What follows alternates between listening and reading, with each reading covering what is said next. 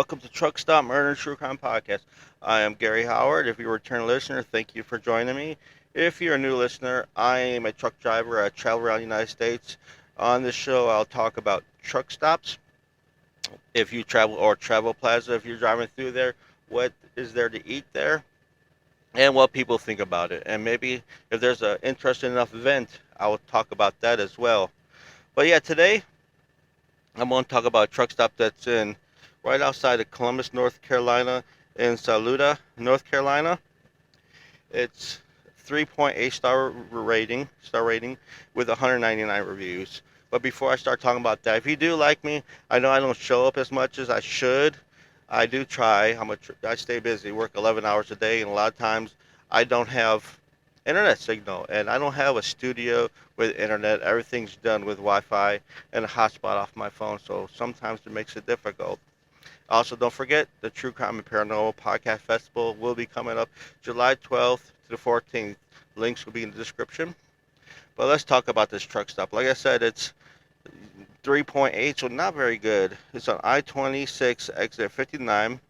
Right now, as of 2 hours ago, my local time is 4:50. I'm not there now. I'm in northern Illinois, outside of Rockford, waiting for my trailer to get loaded at this cold storage place, which I thought this was a perfect time. A lot of times also I have reefers running behind me, so it's really hard to record. We have this diesel engine, we're just there. So I'm going to take advantage of this while I'm not there. Now, it says on Trucker's Path it costs $5 a night to park there, which is not shit. I will pay $5 a day all day if that's because there's really not many places to park here. There's a rest area down the road, but it's pretty tight parking. I was going to cover that at first, but the parking is tight. Really, not many parking spots either. But this place says it has 20 parking, 4 showers, which, if I remember right, I have to go over the reviews. It's been a while since I researched this, but we'll go over this together. Right now, diesel is $3.59 and DEF is $3.99. If you're a truck driver, you happen to go by there. And if you are hungry, if I remember right, there's really not many places to eat. You have like 100. For some reason, Trucker's Path does feet. It has a grill that's 100, and the Schaefer's Roadside Grill, which has 0 Yelp reviews, at 110. So I don't even think it's open because there's no reviews, none. But it's on Trucker's Path. Tori's Grill at 178 feet away has 7 Yelp reviews. So after that, Apple Mill Market was like 300 feet away. So who knows where that could be. But I think as a truck stop itself does have its own food. So, I forgot to give the address on this. If you want to know the actual address to this truck stop, it is right here, 1380 Ozone Drive, Saluda, North Carolina, 28773. Like I said, it's exit 59 on I-26. If you're coming up from 26, I think it goes through South Carolina. It goes right into North Carolina from south. It's right there on the border. Matter of fact, we'll talk about a hospital that somewhere in North South Carolina. But yeah, here's the reviews. First review, I'm gonna go with it. Let me see if they give you option news. Yeah, sometimes on Trucker's Path they won't go in order, but it looks like they are. 3 days ago, somebody gave it a 4-star review. It said $5 to park, which again is nothing. $5 is really nothing. For $5, you can get some bonus content on my Patreon, which I need to start doing here. 3-star review. Nice, quiet place to park for your break. People inside the store very nice, but 3-star review. What does he think? He's a freaking lizard? 3 out of 5. I wouldn't change a thing, type of thing. 1 month ago, 5-star review. There you go. Easy parking, not many spaces, but easy in and out. Very nice people. Good little spot. Showers are old but tidy. Towels were fresh and clean. Grateful to have found this little spot. 7:30 p.m. Just filled up. I was the last of 3 trucks to arrive, and we all made it work. A lot of these places you have to make your own. And then I'm surprised for little it is. They do have towels. A lot of these small truck stops, you have to have your own towels. And that means they're not really sanitizing the floor. So you have make sure you have some shower shoes. Here you go. 2-star review. This is the store. It's like a deli. This guy, one of the reasons why I wanted to do this truck stop, has a deli where they cook y'all food. I'm gonna say like this. He got to be from the South, and he wrote like he's from the South. Has a deli where they cook you all food. Not really a restaurant. That's why I said deli. Wasn't super expensive, but I was a little upset when I got my Philly cheesesteak and there wasn't really any cheese and meat was dry, nothing but a few pieces of pepper on it. Nothing.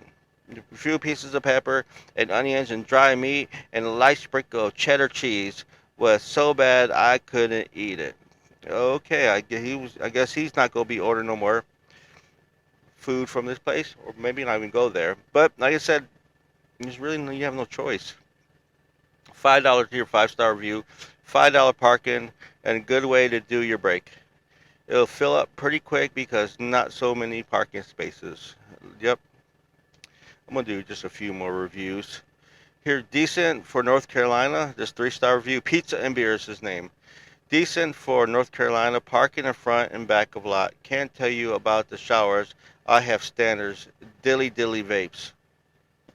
Dilly dilly vapes. I wish you elaborated on that.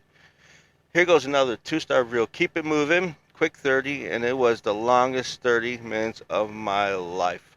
Why was it the longest 30 minutes? You realize, sir, ma'am, you should have said so. Maybe the rest of us might want to know. And it's not 24/7. So there you have it. Let's see.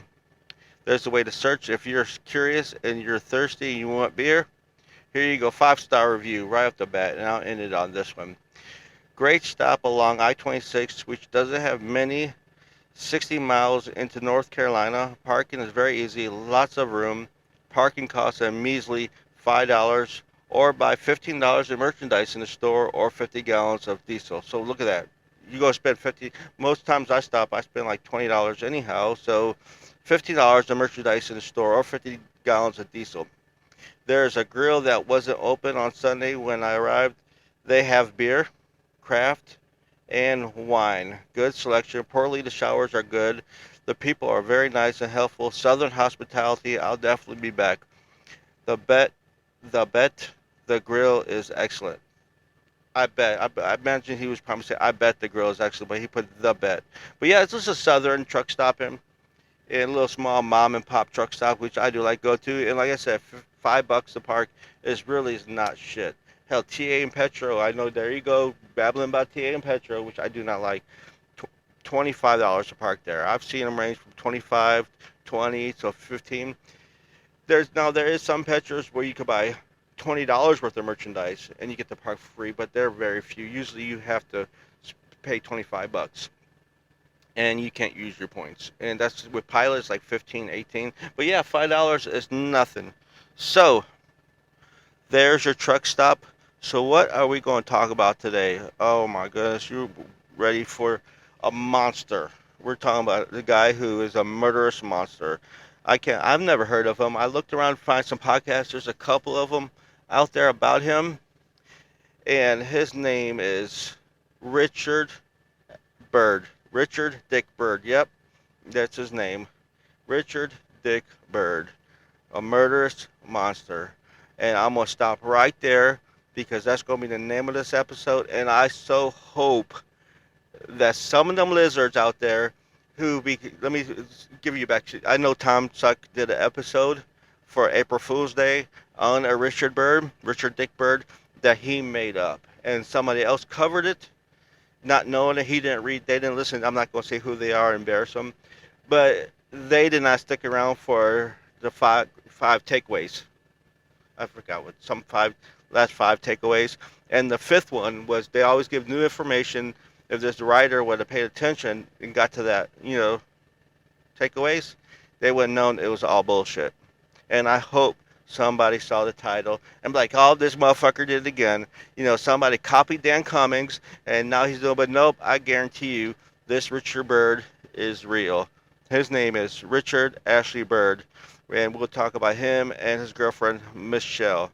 Now, this guy is just as, I don't know the degree of being a monster. And before I start, I'm going to let you know that this does involve a murder of a small child. So this Dick Byrd didn't go around raping and murdering a bunch of women. He only murdered one, but that one was a 4-year-old. Crystal Dawn Wallace. So let's get a story. On August 6, 1996, Richard Ashley Byrd, boyfriend of Michelle Wallace, Byrd had been watching Crystal, her brother Dylan, and Byrd's child Ashley on August 6th while the children's mother was at work. When Michelle returned home from work after around midnight to find her daughter unconscious, Byrd had said she fell off the dresser that she was on. Michelle called 911 and took her to the St. Luke's Hospital in Columbus, where she was transferred to Spartanburg Medical Center, where attending ER physician contacted the sheriff's office of concerns that the injuries was not from falling from a distance toed, the dresser toed. Crystal Dawn Wallace sustained at least 5 blows to the head. Injuries that were not consistent with falling off a dresser, as Byrd just happened.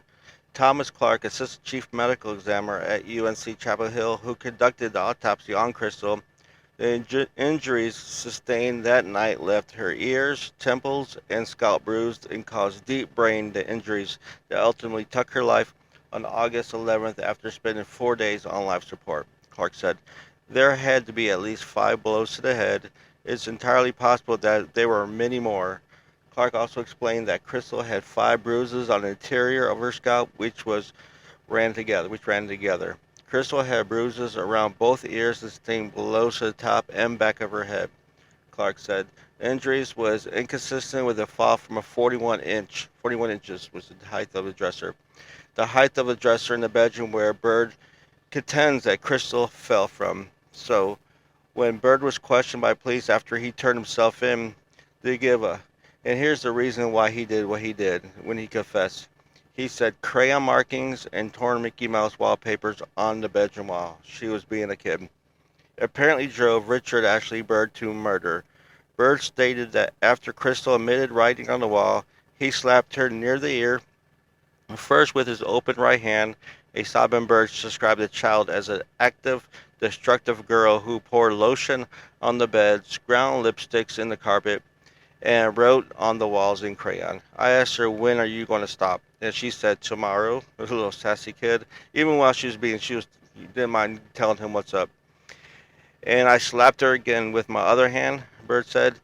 That when I hit her that time, it knocked her out. While Byrd maintained he didn't think that he'd done any serious damage that would meant to hurt the child. So yeah, just hit the child with fist and slapping, yeah. Byrd was charged with felony child abuse, and her mother, Michelle, was accessory after fact. But I believe there was really no charges filed on her because yeah, I couldn't find out her. I think they're dropped because she was not present when it happened. Matter of fact, it wasn't for her. No one would have called 911 when she showed up. At the trial, his attorney stated with a motion to suppress his confession, a motion that the judge denied after 3 hours of testimony. Hendersonville attorney Harley Steep argued that his client defendant, Richard Dick Byrd, essentially was in police custody 2 days after the beating when he came to the Polk County Sheriff's Department to meet with the State Bureau of Investigation agent Steve Malden, not from X-Files, Malden, and a county social service worker. Stepp suggested that Byrd's incriminating statements was made before he had been read his rights and while he was being held against his will in a closed basement room in the sheriff's department building, where he felt that he could not leave. And he stated if the defendant wasn't in custody, he was close to being in custody as I've ever experienced in my 32 years as I practiced law, Stepp said, his lawyer said. But the judge sided with the DA and said, no, I'm keeping that in. Walker, who argued that Byrd never was handcuffed and frisked, came to the building voluntarily, was never threatened in any way. So, he helped the police out. So, at trial, the prosecutor stated Crystal sustained at least 5 blows to the head and probably more. He said Byrd said after he knocked the child unconscious, he took her to the shower and revived her with cold water. He left the room for 18 minutes to prepare food for the other children, and when he returned, Crystal was unconscious and barely breathing. Yet Byrd never called 911. Despite Byrd's action, Wallace described him as a good provider and caring father who put her children on the pedestal. Yes, she stuck with him the whole time. I don't think I would have been able to. But yeah, 2 children are Wallace's. children from a previous marriage, and he took care of them. Byrd treated all the children like they're his own. And in fact, Crystal was partially fond of old Dick. She said, sobbing through her testimony, but who knows if that's true or not. But it might have been true. She said she was Daddy's little girl. He was the only daddy she ever knew, said Wallace. Defense attorney Harley Steep called 6 character witnesses who has described Byrd as a caring father and an honest, law-abiding, church-going man, in asking that the jury to find his client not guilty or opt for the lesser charge of involuntary manslaughter. I believe he was being charged with murder on this case. He described the events. I know I said something different earlier, but I think it's murder. He described the events of August 6th as a punishment that got out of hand, and Byrd as a man without the malice to initially kill somebody. In this case, my client made the most serious mistake in his life, his lawyer said. But Assistant District Attorney Charles C. Walker characterized Byrd as a callous brute who inflicted blows severe enough to cause deep brain injuries, and then didn't even call 911 and try later to help doctors by admitting the girl had been hit, and he's attested that he only slapped her after he already said she fell off oh, the counter. I mean the dresser. He repeatedly slammed her head against a carpet-covered concrete floor. Byrd testified that he had held the child on the floor and scolded her, kind of like shaking her head back and forth to the back of the head. Scolded her before slapping her the second time. As a voice and conscience of the community, you have to have your voice ring loud and clear that we will not tolerate actions such as Richard Byrd's in this case, Walker told the jury on closed arguments. We are not going to let people kill our children. Whatever sentence Byrd receives, it won't be enough to testify. Some still grieving family members. Forever ain't enough time, said Phil Wallace, a member of Crystal's biological father. He was there. And he said, well, whatever time you give him would not be enough. So, of course, he was found guilty. So on the sentencing phase, they left some statements. Statements said, who cries for Crystal? Dear Michelle Wallace, they were not happy that her mom stood by this guy, the old Dick Byrd's side. He said, Dear Michelle Wallace, I saw you with your crumpled Kleenex, head against your hand as you waited for the jury to turn with its decision. I stared at the picture. You worry as your palms grew wet and your heart beat faster as you waited for a verdict like a young woman with everything to lose, like she was the one on court. She said, I was hoping you were there to witness your daughter's death. I was wrong. You sat through damning evidence and supported, even cried for the very man accused of killing your second-born. You couldn't bear to see your fiancé, Richard Dick Byrd, sent to prison for beating death of Crystal Wallace, your own flesh and blood. In the photo, Byrd knelt at the side. This man you called a good father. This man you said treated your 2 children with another relationship as well as if it was his own. Well, I don't. Who knows? I don't know what's going through her mind, but this is what the statements was. This man you plan on to marry. This man, a jury agreed with your daughter's killer that he's guilty, of course. The following day, Byrd was sentenced to at least 16 years behind bars, which I looked him up, he's out right now. And you fell apart thinking the world had ended. Here is the only world that has ended. What kind of woman are you, holding hands with a man who admitted beating an innocent, young girl, rambunctious young girl? Crystal Wallace didn't have a chance. Children rarely do when clinging to the bottom of a family priorities. So yeah, people really did not like Michelle when she sat by old Dick Byrd's side. So when the relationship between mother and lover far outweighs the one she holds with her children, Crystal Wallace was 4 years old. So there you go. How could any mother, I'm not going to go on, I could go on about this and everything because there's a lot more. People was not really happy. They couldn't figure out why. I mean, it was just a fit of rage. He beat this poor little girl like he was beating somebody at a bar or just an adult. So why? Byrd, who had no criminal record, his lawyer asked that he thought the judge's motivation was steep. He said it to make it good to public. Make it look good to public. As a customary for judges decline comment after sentencing, she offered no commentary during the court proceedings Thursday. Some of those in the courthouse had little sympathy for Byrd, who admitted hitting Crystal twice after finding her writing with crayons on a bedroom wall and peeling back Mickey Mouse wallpaper. So pretty much she got murdered for being a little kid. And so with that being said, I'm curious about it. I'm going to take a break from the story real quick. What is worse, the Dan Cummings Dick Byrd or this Dick Byrd? Because he was supposed to take care of her. He was her caregiver, and he looked up to him as protector, and he beat her to death. Or the Dick Byrd that Dan Cummings talks about, raping all the women. Hmm. But yeah, Crystal sustained at least 5 blows to the head, some hard enough to cause deep brain injuries. Byrd did not call 911 after the incident, as at his Columbus home, and maintained that some of the girl's injuries came from falling off a dresser. Yep.